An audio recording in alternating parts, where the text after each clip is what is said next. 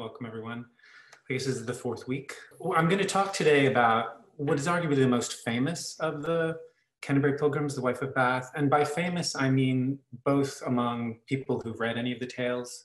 She tends to stick with readers. Her personality is surprisingly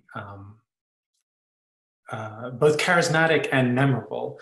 And I'm going to talk a bit about how Chaucer does that because it's one of his more extraordinary poetic feats. But she seems also to have been famous in the day. That is to say that Chaucer writes at least one poem which references her as if she's a real person. And there's some evidence that the Wife of Bath's tale circulated, Wife of Bath's prologue and tale circulated separately from the Canterbury tales. Clearly, the tales were read out in, social situations, and she really caught on. So part of what we're talking about here is a tale that thinks about an issue that Chaucer cares very much about, which is the relationships of men and women. It's sometimes understood that he talked about it in terms of marriage. A group of tales are called the marriage group, of which the Wife of Bath's tale is one. But some critics have said, you really should think of this as the Wife of Bath's tale, the Wife of Bath's group, because what happens when she's introduced her tale and then told it is that a number of pilgrims just keep reacting to her and rewriting the relationships between men and women, she said, are ideal. And so there's a way that not only is she a very memorable pilgrim, but she's memorable for the Canterbury Pilgrims as well. So I think I said last time that the form of the prologue is very confessional. It's like the Pardoner's prologue. And Chaucer uses that form here, but not in any religious sense, but just as a way of getting the Wife of Bath to talk about herself and create a kind of window into her psychology. So I'm going to work toward that and the techniques he uses and the kind of psychology he reveals, or because, as I said last time, we understand confession not only to reveal something, but to produce it, the kind of consciousness he creates for her. But first, I'm just going to start with the portrait of her in the general prologue. She's one of only two women who have portraits. The prioress was nuns with her, and one of the nuns tells the tale, but she doesn't have a portrait. But so we have a religious woman and a secular woman, and that's all we get. So the Wife of Bath stands in for all women who aren't in the church. And you see her here as she's portrayed in the Ellesmere manuscript. The description talks about her cover chiefs. You can see that big, sort of fabric underneath her black hat, and those were expensive. And so part of the point of the description of the Wife of Bath is to indicate that she's a middle-class person of some means. She's said to have scarlet hose, and interestingly, those are displaced up into her gowns, which is red. You can't see her hose, but because they're covered. But there's a lot of pressure on the Wife of Bath, both when people talk about her, but also it seems to, in reception of her, to equate her with what's sometimes called the Whore of Babylon. That's a figure in Revelations, and very negative figure, but sometimes used to describe licentious women, who the Wife of Bath is, although she embraces that. And she's sitting on an ambler. Let's look a little bit more at the text of the portrait. So he calls her a good wife, and that's one of the interesting loaded uses of a simple term in the general prologue. You don't know, given the way it's phrased, whether to think she's a good wife, which is to say she's particularly good at that way of being, or that she's good. And that ambiguity hovers across the whole of her portrait and tale, which is to say that a lot of things she says are not admirable. And you can imagine were even less admirable in the Middle Ages, where her kind of aggressiveness and forthrightness would have not been praised in a woman. Nevertheless, what Chaucer seems to be saying is she's a particularly good example of this sort of person. And what else you learn is that she was good at cloth making, so that she's seems to be involved in what was for Britain in the 14th century one of the most lucrative trades, if not the most lucrative trade. So she's a cloth maker, And what happened was because England was so rich in wool, there was a great trafficking across the channel between wool that was sent to be woven and cloth making that was then an industry that added on to that. So she's very central to the British economy in her efforts. And I think that's important. So this, just to demonstrate how important it is, this wool sack, which any of you who visit the House of Parliament will have seen, is a huge cushion on which the Lord Speaker of the House of Lords still sits. And it's full of wool. And it was created in the 14th century to symbolize English wealth, the source of English wealth. So the wife of Bath is installed at the very center of that economic activity, even though it's not central to what she says. By creating her as the only secular woman, Chaucer is also making her very central to the economic life of the times. He also says in this portrait that she is a very worthy woman, another loaded term, which is to say that part of what you are asked to think when you read that is worthy of what? In what way is she worthy?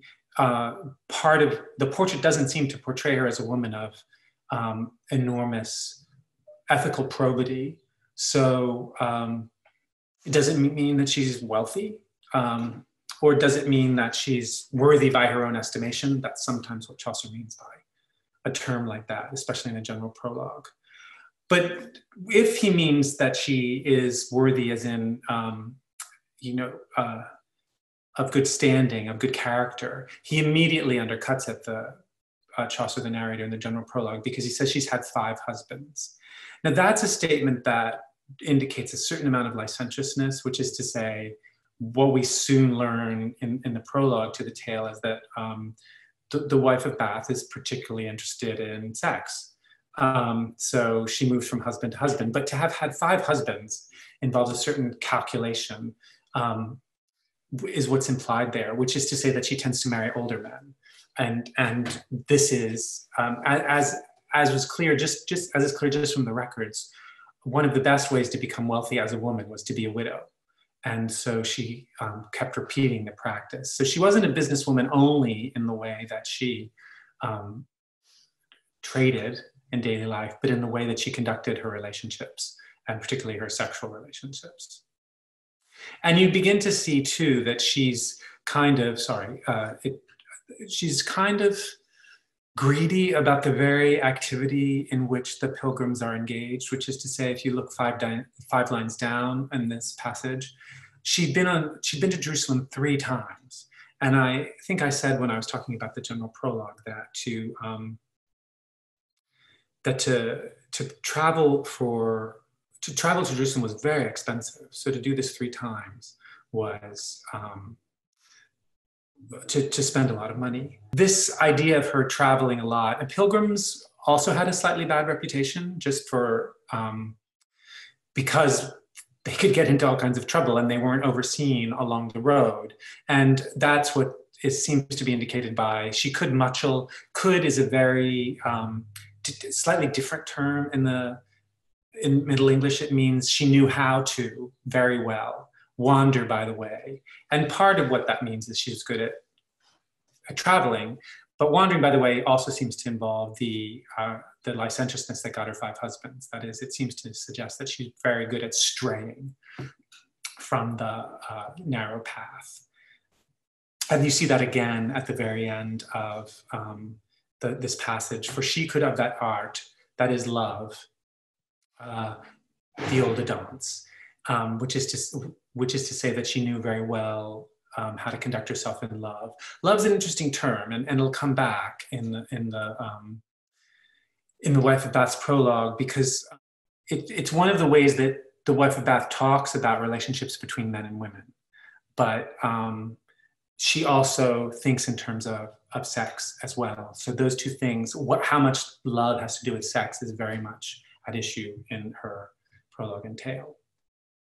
So now I'm in the prologue in this slide, and the important thing to note actually about the passage here is that the very first word of the prologue is experience. And that seems to be part of what she's thinking about all through the prologue. She's interested in women's experience and what it means and what it should mean and how it can be talked about and how it should relate to the last word in that line, which is autorité, or authority, which we might translate as something like tradition. And the tradition she engages matters very much, because what she does through the whole prologue is puts her experience, or the experience of a 14th century woman like her, against a tradition of accounts of women. And she tries to suggest that experience is superior to these traditions, even though these traditions are sanctioned by the most learned men, the most learned people, but they're all men up to that point. One of the things that is part of that tradition is a set of portraits of experienced older women. So this image comes from the Roman de la Rose, which is a very famous French poem written in the early part of the 14th century. Chaucer translated some of it, it's pretty clear. And it has a figure in it called La Vieille, the old lady. And she's full of experience, and it advises the young woman, Bellacay, who stands in for the welcome that a woman might give to her lover. And she's full of accounts of how things can go wrong with men and how dangerous men are. And also seems to have had a lot of sexual experience herself. So many people say that, and there are many indications that the inspiration for the Wife of Bath was La Vieille, and Chaucer confected her out of that particular figure. And she's very confessional too, so that makes a lot of sense. But it's also the case that Chaucer is doing a really unusual thing here, and he's confecting the Wife of Bath out of a different tradition, the authority, what medievalists sometimes refer to as anti-feminism. And it's a little hard to hear that word in the sense in which, not that it was meant in the Middle Ages, because it's not a medieval term, but in the way that accounts of this tradition mean the term, because it's not as against feminism, which is to say, in the modern sense of advocating for the rights of women, the prerogatives of women as against men. It's a genre of text that is a kind of text that is simply against women. And it's hard for us to imagine that that would be both common and interesting, that it should have been, there should be so many texts of that kind, and also that people should have wanted to read them. But the key fact governing that tradition is that it was promulgated by celibate men. And so its germ was the injunction that all clerics should be celibate. And then from that germ comes the proposition that women are therefore dangerous to celibacy, but the to celibacy part falls off. And so you get just dangerous. And so these texts almost delighted in the degree to which they could criticize women for the wrongs that they did. So and I'm going to talk to you about some specific texts here, because what's very important about them, and very important about them in relation to the Wife of Bath, is she cites them. So a lot of what she's doing in her prologue, when she talks about what men say about women, comes from this genre, which she seems to have read. So Jerome wrote this text called Adversus Juvenianum in response to a text, a letter, really a treatise by Juvinian, in which Juvinian wrote about virginity, but his point was virginity is not so necessary for a good Christian life. It's not the most important thing, or even such an important thing. And Jerome, the celibate cleric, argued forcefully against that. And his text, Adversus Juvenianum, had all kinds of, not because he went from praising virginity to attacking marriage, to attacking women who might lead you into marriage. So it's a very misogynistic text and a kind of cornerstone of medieval anti-feminism. There was also a genre, believe it or not, called the dissuasion from marriage, Dissuasio de non ducenda uxore. That was the name of a famous poem that just survives in hundreds and hundreds of copies. It was widely circulated and widely read. But it takes its, it was modeled on text by Theophrastus, who, if you look at the dates, was writing in the very early Roman period. And it was called the Golden Book of Marriage, but it was also misogynistic and critical of women. And The Wife of Bath mentions Theophrastus, but we know about Theophrastus. We've lost this text because Jerome cites him extensively. So you start to see that there's a whole chain of references here in which the Wife of Bath inserts herself. She becomes someone who's not just arguing against this tradition, but she's part of it because she absorbs it so fully. And then another text she mentions, the letter from Valerius to Rufinus, written by a 12th century cleric called Walter Map, also talks about all the troubles that women cause. And part of what needs to be taken on board is that the Wife of Bath is created out of the negative characteristics that the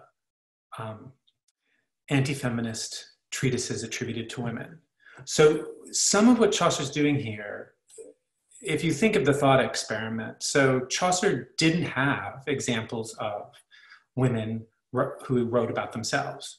There are few texts by the 14th century that seem to be attributed to women, but almost invariably, in every case, religious women talking about their acts of devotion.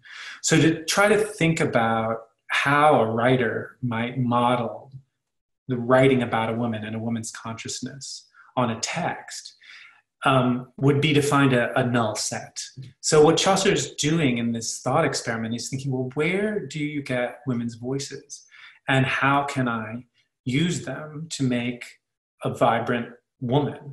And what he seems to have realized is that those voices are inherent in these texts, which keep describing women and keep describing their aggressiveness and all the ways that they act.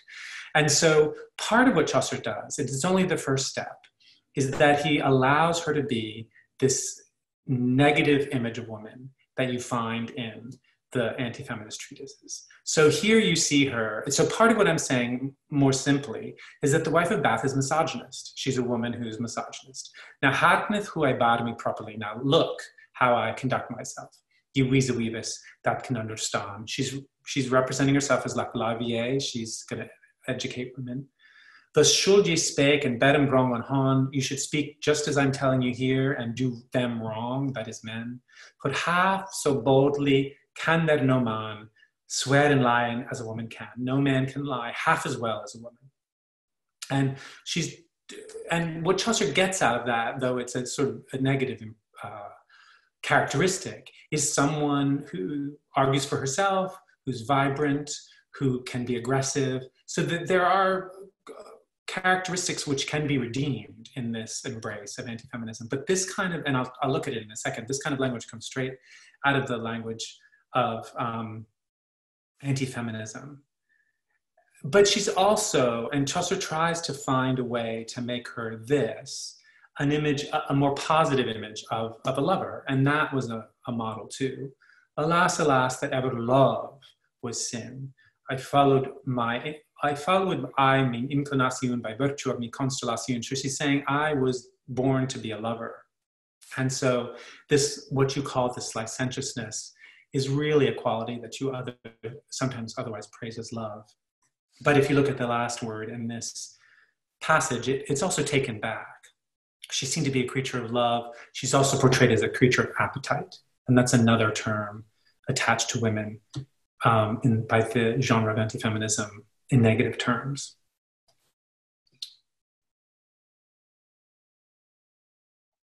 So one of the things I just want to look at step by step, because it's a kind of extraordinary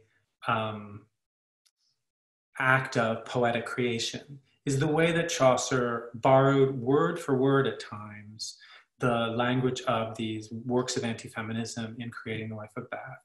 So here's from Theophrastus, as it's quoted in Jerome. We hear that men are quick to desire a beautiful woman, and an ugly one is herself lecherous. So Chaucer turns the idea that men desire beautiful women into the proposition that they're all seductresses. And if that she be fair, lu vari knav, who says that every holler will her have. And then ugly women are lecherous, so they're two forms of misogyny in one. And if that she be fooled, who says that she coveteth every man that she may say. And again, here's a really dense tissue of quotes from Theophrastus made into things the wife of Bath is saying about women. We always have to be noticing her appearance and praising her beauty. Who says so that it displeaseth me, but if that thou will praise me beauty. She has to be called madam and clap me faradam. We have to celebrate her birthday and but to make a feast on the day that he was born. We have to honor her nurse and but to do to me notice honor and her father's servant and to me father's folk. And so just the colors that I've glossed this passage with show you that Chaucer is in effect making the wife of Bath's consciousness into a kind of mirror of this anti-feminist literature, not in general, but detail by detail. And then he does this most extraordinary thing. And I have to say that this particular poetic technique or gesture or device or kind of brilliant move is missed by many Chaucer scholars and was for generations and is still missed today. And that is that what she peppers this tissue of quotations from anti-feminism with is an insistence that it is a quotation. So if you look at this passage, which I've been analyzing in terms of its quotation now, you see that it's peppered with this phrase, thou sayest that every holy would have. And if that she be foul, thou sayest that she coveteth every man. Thou sayest also that it displeaseth me. Thus sayest du, and you lie. And so if we spun this out in spatial terms, we would see a third of the prologue to the Wife of Bath's tale leading up to this particular line, which acts as a kind of lever. So she kind of creates her voice out of these details and the image of women out of these details. And then she throws them against the wall and she says, but this is what you say. And because you're a man and because you're a celibate man, that is all the people who wrote these texts, you don't know. You don't have the experience. And so it's almost like, it's like a lever, she flips it at this very moment and turns what has been a negative portrait into a lie. And so in her own way, into something like a positive portrait.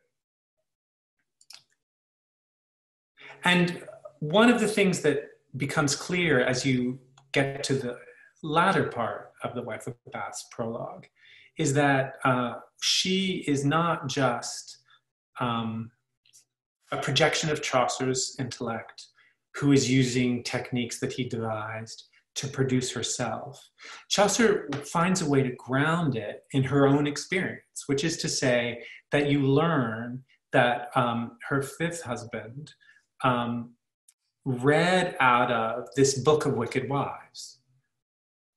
And this book of wicked wives would have existed. There were collections of works of anti-feminism. Janken has these, and he's reading to her from them every night. So she is, in effect, reading this literature that composes her. And she actually makes that point that I made earlier about the genre itself. For trusteth well, it is an impossible that any cleric will speak well of weavers. And she doesn't say because they're celibate men, but it's all bound up in that word cleric, which is a kind of abbreviation for cleric. and what every Middle English reader would have known, what she was talking about, celibate men. And then she uses this famous line, often quoted, often seemed to almost emblematize her every effort in the prologue. She asked this kind of rhetorical question, but the idea is that the audience would have immediately known how to answer it. Who painted the lion? Tell me who. And though it doesn't seem to be a citation, it very much is. But it's not coming from books of wicked wives or anti-feminism. It's coming from school books and Aesop's fables, the kind of stories about animals that kids like Chaucer would have learned to read with. And so this work by Avianus was a standard school text, almost certainly something Chaucer had committed to memory because he cites it all the time. And the fable in question is one of the hunters and the lion. And there's a kind of slippage here because it's not a painting, it's a sculpture. And I still find it a little mysterious why Chaucer talked about painting, but I think, you know, it may have had something to do with language. It may have had something to do with other examples he knew that we don't. But I've quoted this from a sort of 19th century translation of Aesop's fables because or the fables of Avianus, because it very nicely is illustrated with this great image. And the point of Who Painted the Lion, Tell Me Who, is that if lions had written books, then men would be the ones that lions would be killing men in paintings and in this sculpture. And the moral that this 19th century version of this fable gives is the story depends on the teller. So when she says, who painted the lion, tell me who, the wife of Bath is saying, she's making the same point, thou sayest, and you lie. But she's saying, if you want to look at these misogynist pictures of women, you will see women, but you'll see them in the negative, not in the positive, as they should be, because the writer is a man who can't know their experience, and in fact is kind of committed to ignoring it. And the wife of Bath, it should also be said, is confessing, but she's also arguing. And there are ways in which her arguments are mirror images of the arguments that men make. That is to say that she's also created out of not just the details, but the procedures they use. And they go through and find examples and then create, deduce generalities out of them. And sometimes those generalities are ludicrous. And she will do exactly the same thing, partly to show, how you can do this with argumentation, and partly to make a point that is, on the one hand, humorous, but also at some level legitimate if you take seriously what men say. So the point she's making here, since you so preach of Job's passion, since you say patience is a virtue because Job exhibited it, you should suffer because you can preach this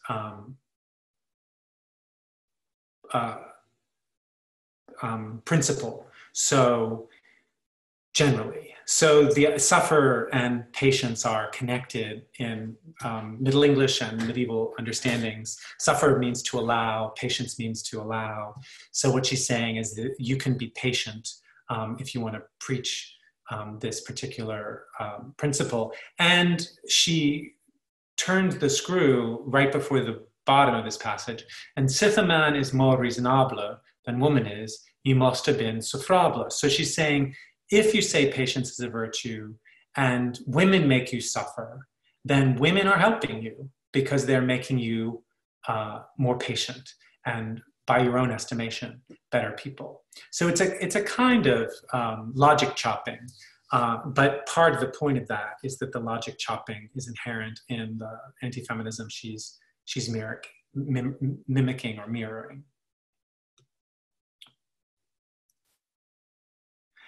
And there's one other element I'd call attention to before looking at the very end of the tale, and that's a kind of wistfulness. And this doesn't come up too much. There is a kind of mimesis or imitation of a person's thought processes. That's kind of remarkable. If you've read it, this prologue already, you'll notice that she loses her train of thought. Okay, once or twice she says, wait a minute, where was I? Oh yeah, right. And she goes forward to their fifth husband and then back to her fourth husband. It's as if she's really talking. And then at one moment she sort of pauses, and it's as if she's kind of looking skyward and actually talking about how she feels. But Lord Christ, when that it remembereth me upon me youth and on me jollity, it tickleth me about mine heart to root, unto this day it doth mine heart to boot, that ye have had me world as in me team. And that line is famous too. I've had my world in my time. And she seems to suggest there that she's had a good life, but also that it is slipping through her fingers. Because then she starts talking about age and how her flower is gone and now it's just bran. And so there's a sadness in the wife of Bath. And that seems to be connected to her aggressiveness, that, you know, she's had good things happen to her, but she also had a lot of potential joy stolen from her. And I'll start talking about this a little more in relation to the tale, but there's also a way in which the wife of Bath's prologue is sometimes seen as Chaucer getting a lot of things right, but not everything. That is to say that the wife of Bath still seems to be an example that misogynists can use. She doesn't quite escape the kind of prison house of the language she's using. And she's also creates a world in which aggression seems to be the only coin. And you see that particularly at the end of the tale. And so this wistfulness seems to be for a world that doesn't revolve around aggression. And she gets to that in the tale. But here, you just see her pausing for a minute and being sad, not full of rage. At the end of the prologue, she depicts a marriage that is amicable after a lot of fighting. But at last, with much will care and woe, we feel accorded be a self and foe. And that happens because her husband gives her all the control. And governance is a very loaded word for Chaucer. He uses it to describe what God does. It means control in the fullest sense. So in her vision, you have to flip everything. You know, if you want a good marriage, you can't subjugate your wife. You have not, and you can't be, it's not that you have to be nice to them. You have to give them all the control.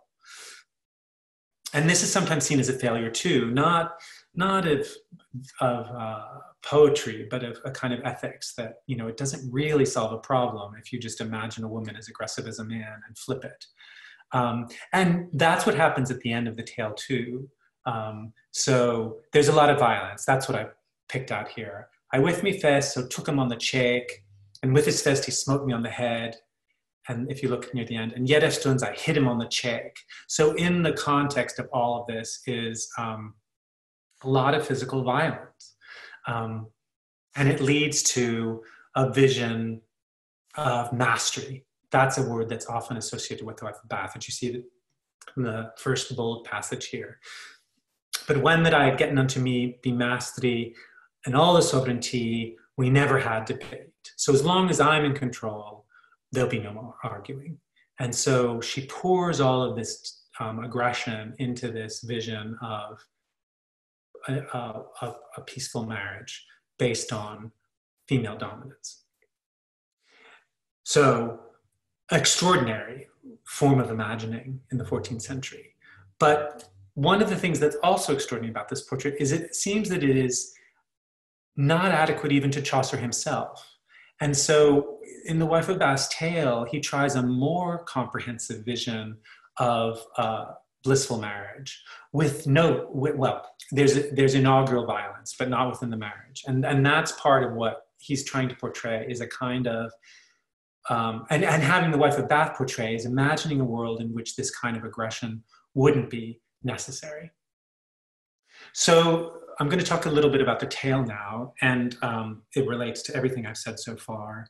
But what I want to call attention to first is the story that Chaucer uses for The Wife of Bath's Tale hasn't what we call an analog. It's not clear that Chaucer modeled his tale on John Gower's Tale of Florent, but the point is that this is the kind of narrative that he was repurposing for The Wife of Bath. And in the Tale of Florent, which is presented as an example, that's what I've highlighted here. There's a worthy knight who has no wife. And if you look at the end of this passage, he fights with his own hands and slays someone called Broncos, who happens to be the son and heir of his father and mother, who become main figures in the tale. The point is, this is perfectly normal knightly behavior. He's just in trouble because he slayed someone. And what Chaucer does is make the inaugural event, not the killing of a knight, a male knight by a wifeless person, but an oppression against women, a crime against women. And so befell, so he introduces it, and if you recall, that's the beginning of the phrase used in the beginning of the second sentence of the Canterbury Tales. And so it happened. It's a once upon a time story. It's in the land of make-believe. And that on a day is Chaucer's way of saying once upon a time. But then immediately becomes dark, right? Despite her willingness, malgré her head, be very force, he raft her maiden head. And so it starts with a rape. It's the crime that this knight commits, not a killing of another knight. He describes it as oppression in this fifth line here. But then what Chaucer does is, rather than make this a crime against another knightly community, he insists that this is a crime against women, or rather the wife of Bath does, Chaucer through the wife of Bath. So at the end of this passage, what's been created is what you could call the gynocracy, because the queen is in charge now. And she's in charge because of what the man did. Because he's committed this oppression against women, the queen is going to decide what happens, and it's life or death. Whether he'll die or not is up to her. And what happens, I'll just telescope to the end, is he goes seeking, he's asked to find what women most desire. And he asks, and he doesn't find it until he meets an old lady who says she can tell him, but he has to marry her first. And what she shows him is a vision of her as beautiful, but then she gives him a choice. So she's an old lady, sometimes referred to as an old hag, but it's a little misogynistic in itself to do that. She's just not attractive to him. But the reason I have a passage from the Confessio Amantis here is to look at the choices that are presented. So I've said this is a kind of fairy tale, but in the Confessio Amantis, the choice that's given to the knight once he sees the woman beautiful is whether he'll have her so at night, beautiful at night, or ugly, and ugly by day, or ugly by night and beautiful by day. And so the choice is really about his reputation. Does he want to have a beautiful wife during the day, or his interest in having sex with a beautiful woman at night? It's very much about which kind of unattractive desire he's going to prioritize in himself. Chaucer changes that, and he gives the knight, or the wife of Bath, in Chaucer's vision, and as Chaucer envisions her, he gives her, the knight in his tale, a real choice. And it comes, if you think about it, from anti-feminism, because anti-feminism is all, if you saw it, if you remember, one of the examples I gave was of how beautiful women are licentious. You know, they're subject to everyone's desire, and so they may sleep around. So the choice that this knight, the rapist knight, has is to have the woman foul and old, ugly and old, until she dies, but to be true to him. So she won't be attractive, but she will be good to him, and never displease him. Or else she can be young and fair, and he'll just have to take a chance on whether she'll be faithful to him or not. So these are real kinds of women, right? At least as envisioned by the medieval imagination. And so he's given a real life choice. And what the knight does is adviseth him. That means that's Chaucer's way of saying he thinks about this for a while. This is a big deal. But at last he said in this manner, "Mi ladi and mi lief, and me love, and we've so did, he put me in your wise governance. Chooseth yourself, which may be most pleasance, and most honor to you, and me also. He do no force the weather of the two, but as you leaketh, it sufficeth me. So what he says is, you choose. And the thing to recognize here, and this is sometimes missed in Chaucer criticism too, this is a fantasy and it's magical. The old woman that the knight meets has this capacity to transform her looks magically. But as I've just said, the choice she gives him by way of magic is a real choice. It's the kind of choice a person could make in real life. And then what happens here is understood in the context of the tale not to be magical, right? So this is a man. And so one of the things you have to have in the back of your mind, or at the forefront of your mind when you read the knight saying this, is that this is a rapist talking, right? So the inaugural moment of the tale was him being so incapable of seeing what women desire that he didn't care. Whereas here he decided or learned or understood well enough that what he has to do is let a woman choose, and has to care about her choice. And so he's completely transformed. It's, some would say, magical in the sense that it's improbable, but the point of the tale is that it's possible, and that if it's possible, when it happens, men and women can live well together. And that's what happens at the end. So what she tells him as the thing that women most desire is to be free, and to not to have necessarily power over their husbands, but power over themselves. Sovereignty is the term that is the common term between the Wife of Bath's prologue and tale. And this leads to happy ending. And when the knecht saw verily all this, that she so fair was, and so young thereto, for joy he hent her in his armes two, his heart abathed in a bath of bliss. 1,000 timaru he gan her kiss, and she obeyed him in everything that meet to doing him pleasance or leaking. So one thing to say about this is that the vision of a truly blissful marriage comes not out of the aggression, which the Wife of Bath shows, because it has so much violence in the marriage before it. But here, as the knight recognizes that in order to enter a marriage, he has to do it, understand that he has to care about women's desires. You'll note that there's a little bit of a problem in the last two lines here, right? She obeyed him in everything, that mixed to doing him pleasance or liking. And it's as if it takes away a little bit of that commonality and that mutual respect on which the marriage seems to be based. And some would see this as a flaw, that the fantasy isn't quite holding, the aggression that the Wife of Bath has absorbed from anti-feminism is still there. Many find the vision of the Wife of Bath's tale incomplete, not least because it includes a rape. But what I'm trying to argue here is that Chaucer is working with very meager tools, and he's pushing them to the extreme. So out of accounts of how horrible women were, he gets the Wife of Bath, this figure so vivacious that people seem to have regarded her almost from the minute she emerged in literature as something nearly real. And he's also created this vision of a world in which men can change enough so that women can be happy.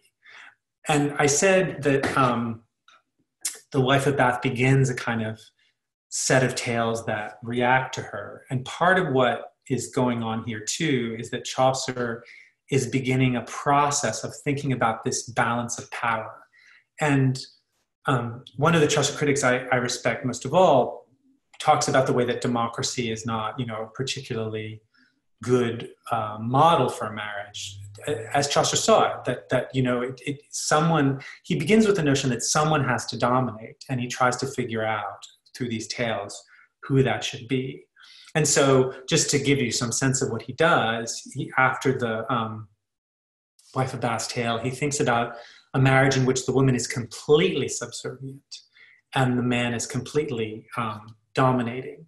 And what he notes in that tale is that the man becomes miserable because he's just a tyrant, and he has to yield to the will of his wife in order to be happy himself.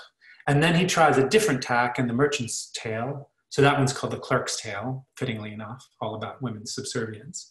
In The Merchant's Tale, he shows a man who pays no attention to what his wife wants. And she becomes exactly that vision of the licentious woman beautiful licentious woman who cheats on her husband. So that doesn't work either. And then the Franklin's Tale is usually seen to be Chaucer's attempt to sort these things out once and for all. And what he does is creates a tale in which the woman and the man are, for all intents and purposes, equal. And you see that because the man yields to the wife, just as the wife has to yield to the husband. And their mutuality is not based on any general principle, but on a principle of alternation. They have to sometimes yield to one, sometimes yield to the other. Some see that as inadequate too, right? It's not an image of mutuality. It's an image of rotating sovereignty. But again, I'll go back to the point I began with, which is that Chaucer's working with very poor materials here. And the vision he's producing is a surprisingly women positive and astonishingly women positive for the 14th century. He's not getting it all right by any stretch. But what he's doing is trying to imagine himself into a woman's consciousness and what it's like to be oppressed in this way and talking about it. And B, trying to imagine a variety of solutions to that oppression as these solutions might be lived. And so to that extent, I mean, there's really nothing like him in this endeavor for centuries. And so one of the reasons to read The Wife of Bath is its capacity to think about that kind of human condition in so precocious and visionary a way. So I think that's where I'll stop with my comments about The Wife of Bath's prologue and tale. But very happy to hear questions or observations, reactions to this vision. People sometimes react quite strongly to her because she is such a strong character herself.